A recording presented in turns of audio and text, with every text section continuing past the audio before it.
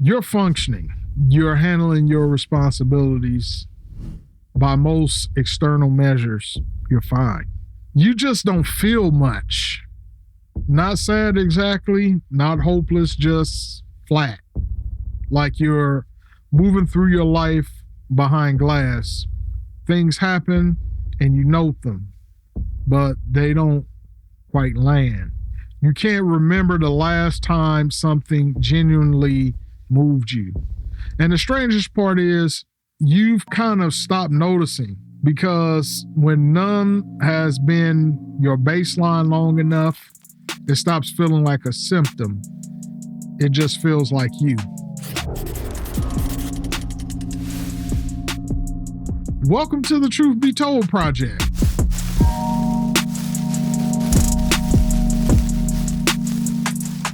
Here's what this looks like in real life. Good things happen. A win, a connection, a moment that should feel significant, and you feel a brief flicker and then nothing. You watch people around you get excited or moved or lit up, and there's a distance between you and that. Like you're observing emotion rather than experiencing it. You used to feel more. You know you did. You remember caring more deeply about things, having stronger reactions, being moved. Somewhere along the way, the volume went down, and now you're not sure how to turn it back up, or even if you want to try, because the numb at least doesn't hurt.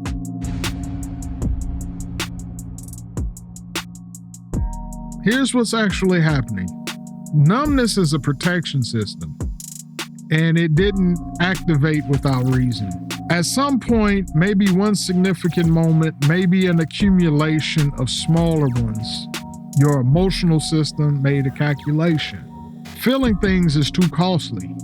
The pain is too much. The disappointment is too consistent. The vulnerability leads somewhere I can't afford to go. And so it pulled back, turned the sensitivity down, created distance between you and your inner world. This isn't weakness. This is intelligence, a nervous system doing exactly what it was designed to do, protect you. The problem is that the system doesn't distinguish between the feelings it's protecting you from and all the other feelings. It turns down the bad and the good. Grief and joy are on the same dial. And when you protect yourself from one, you mute the other. So you stop hurting as much, and you stop feeling much at all.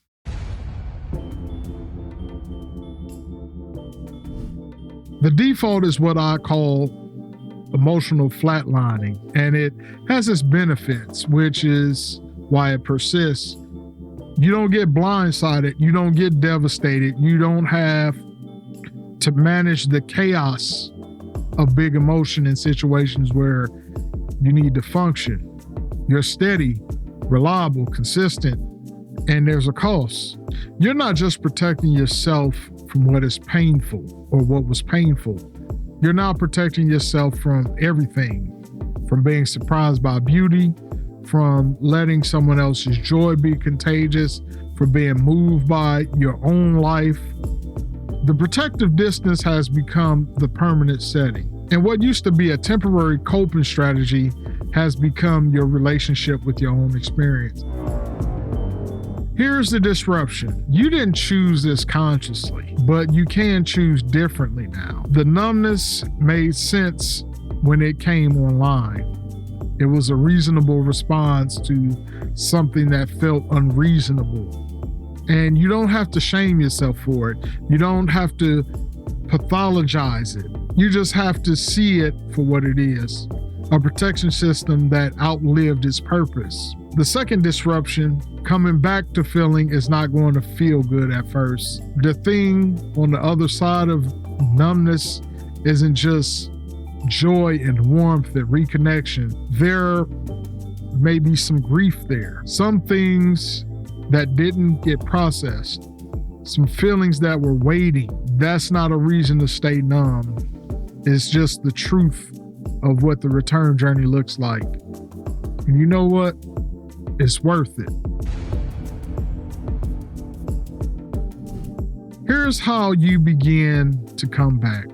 First, don't try to feel everything at once. That's not how this works. And forcing it leads to shutdown. Instead, start small. Find one thing, one small thing that used to produce a feeling, a song, a place, kind of food, a show you used to love, and bring it back without expectation.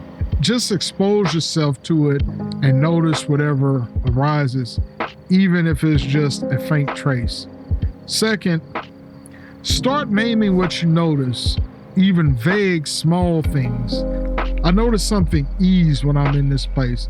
You don't have to have a word for it immediately. Just start tracking your inner weather, even when the forecast is mostly gray. Third, let yourself be affected. This is harder than it sounds. When something almost gets to you, a movie, a moment, a conversation, something you read, your system's first move will be to manage it, redirect, shut down, practice pausing that move. Let it arrive, even briefly. Fourth, find safe places to feel. Therapy, if that's accessible to you. Journaling, trusted relationships with safe people. Physical movement, exercise in particular, has a way of bypassing the mental protection and putting you back in contact with your body. The goal is to create context where feeling is allowed, so your system starts to learn that it's safe again.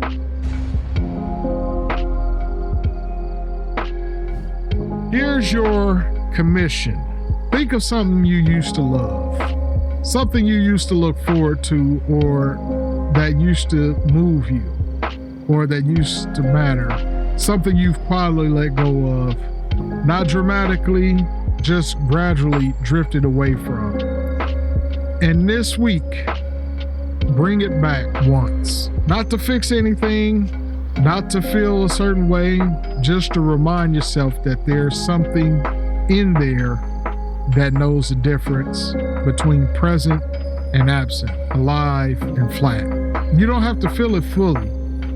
You just have to show up for it. The return doesn't have to be all at once. It just has to start. I'll see you next time. Until then, remember, stop drifting, start designing.